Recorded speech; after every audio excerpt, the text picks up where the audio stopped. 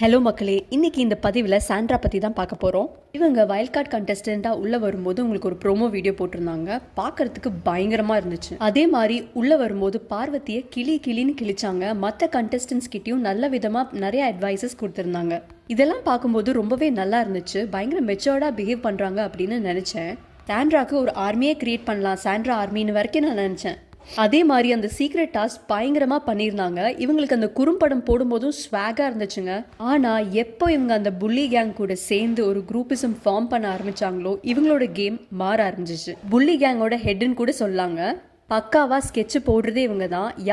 யாரெல்லாம் நாமினேட் பண்ணணும், யாரை வந்து டேஞ்சர் ஜோனுக்கு தள்ளணும், யாருக்கு ஓட்ஸ் கம்மியாக இருக்குன்னு இவங்களாவே ஒரு ப்ரெடிக்ஷன் வச்சு எல்லாரையும் மண்டே கழுவுறாங்க. இதில் என்ன ஒரு ஆச்சரியமான விஷயம்னா, பாரு யார் பேச்சும் கேட்க மாட்டாங்க. ஆனால் பாருவே இவங்களோட பேச்சு கேட்குறாங்கன்னா பார்த்துக்கோங்க. பாரு சேவ் ஆகிறதுக்கு அவங்களுக்கு ஒரு கேங் தேவை. அதே மாதிரி சாண்ட்ரா அண்ட் பிரஜன் சேவ் ஆகிறதுக்கு அவங்களுக்கு ஒரு குரூப் தேவை. ஸோ அவங்க தேவைகளுக்காக ஃபார்ம் பண்ண குரூப் தாங்க அந்த புள்ளி கேங். அதுவும் இல்லாமல் இவங்க வந்து டபுள் ஃபேஸோட பிஹேவ் பண்ணிட்டு இருக்காங்க. ஃபார் எக்ஸாம்பிள், அந்த கேப்டன்சி டாஸ்கில் இவங்க ஒன் ஆஃப் தி ஜட்ஜாக இருந்தாங்க. ஆனால் அப்போ அவங்க எதுவுமே சொல்லலை. கனி பண்ணுறது அவங்களுக்கு பிடிக்கலன்னா அவங்க அப்போவே சொல்லி ஸ்டாப் பண்ணியிருந்துக்கலாம். ஆனால் அப்போ வந்து அவங்களுக்கு கனிக்கும் சபரிக்கும் ஃபேவராக தான் பேசினாங்க. நீங்கள் அந்த வீடியோ எடுத்து பார்த்தீங்கன்னா உங்களுக்கு தெரியும். பாரு இந்த சிச்சுவேஷனை யூஸ் பண்ணி இவங்க எல்லாரையும் அவங்களோட கேங்கில் சேர்த்துக்கிட்டாங்க. நான் நிஜமாவே பாரு அடிப்படும் போது கனி தாங்க ஃபஸ்ட்டு ஓடி போய் உள்ளே கூட்டிகிட்டு போவாங்க. அது எல்லாருமே மறந்துடுவாங்க. ஸோ சாண்ட்ரா ஒரு நியாயமான ஆள்னா அது வந்து அவங்க சொல்லியிருக்கணும். ஆனால் அவங்க தேவைக்காக தான் பாயிண்ட்ஸ் எடுத்து வைக்கிறாங்க. அப்புறம் இவங்க ஹஸ்பண்ட் அண்ட் திவ்யா கூட உட்காந்து பேசும்போது மற்ற கண்டஸ்டன்ஸ் பற்றியெல்லாம் கொஞ்சம் தப்பாக தாங்க பேசிகிட்டு இருக்காங்க. ஃபார் எக்ஸாம்பிள், கனியை வந்து கிளவின்னு சொல்லுவாங்க. அதெல்லாம் ரொம்ப தப்பு.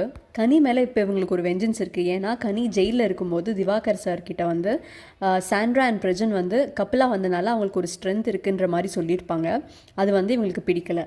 ஸோ இவங்களோட கிராஃப் பார்த்தீங்கன்னா வரும்போது டாப்பில் இருந்துச்சு. இப்போது கொஞ்சமாக இவங்களோட நெகட்டிவ் சைட் வெளியில் வந்துட்டுருக்குங்க.